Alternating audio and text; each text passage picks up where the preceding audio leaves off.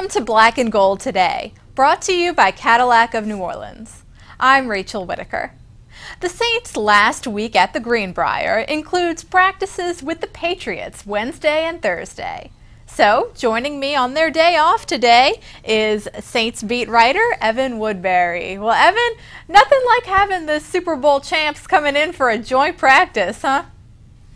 Yeah, it's been kind of a sleepy couple of weeks of practice insofar as, the Saints don't have the biggest media corps in the league, and there aren't a whole lot of fans just because of the remote location. But that should change when the Patriots come into town, because it's going to bring a lot more media, and we expect a lot more fans. So it should be a busier week in that sense.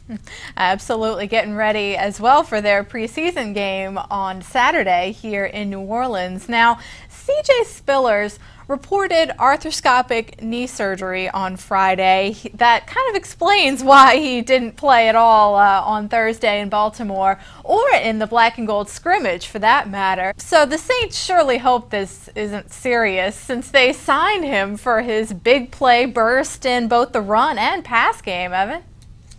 Yeah, absolutely. The optimistic projection right now, or I guess the best case projection, is that he will be available for week 1.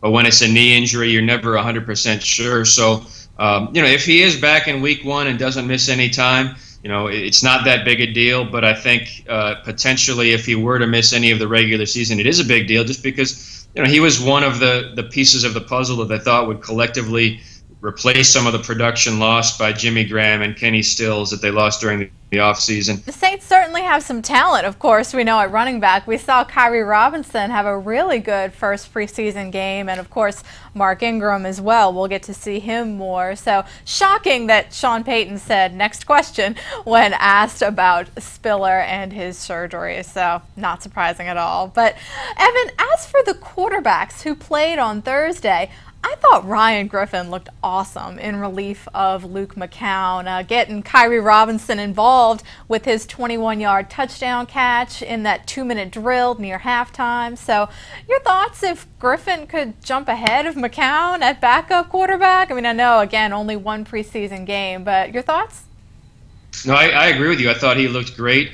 And the Saints have invested a lot of time and effort into Ryan Griffin. He was an undrafted guy. He's now in his 3rd year in the program. They like him a lot. I don't think they want to lose him, but he's kind of between a rock and a hard place right now, where he's got a veteran in front of him that is well regarded, trusted a lot in Luke McCown. He's got a younger guy behind him who is, just by virtue of being drafted in the 3rd round, has got to be considered sort of the quarterback of the future.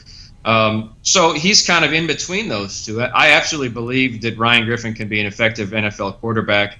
We'll find out if it's going to be with the Saints. But there is going to be a number crunch just by virtue of having 4 quarterbacks, and they can't keep them all. Right, most definitely. We saw Luke McCown throw that touchdown pass, that beautiful touchdown to Brandon Cooks. So, again, this is going to be an interesting battle, and we'll be right back. It's one of the nicest things that comes with your new Cadillac from Cadillac of New Orleans. 0% interest. Get 0% interest on all new Cadillacs, now at Cadillac of New Orleans. New owners, new attitude, on Lime Street in Rye in Metairie.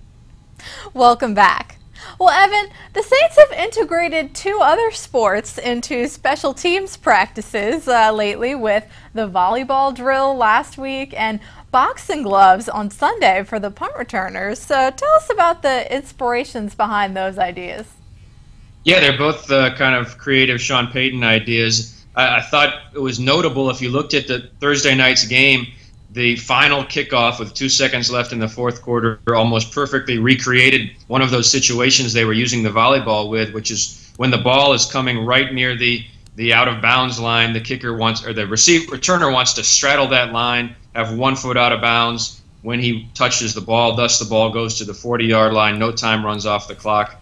That was the exact scenario they were using those volleyballs with in practice just a week ago, and it was kind of impressive to see it happen right there. So, they're looking for different ways of kind of drumming home some of the concepts, and sometimes when you use things that aren't necessarily natural to a football field, it emphasizes the mental part more, and that's, I think, one of the things Sean Payton has wanted to do. Absolutely, no doubt about that. Well, again, 2 more days until the Patriots come into the Greenbrier, and we'll have a lot more coming up then. Evan, thanks so much. Thank you. And don't forget to follow me on Twitter, everyone, at RachelW504 for much more Saints coverage. See you Tuesday.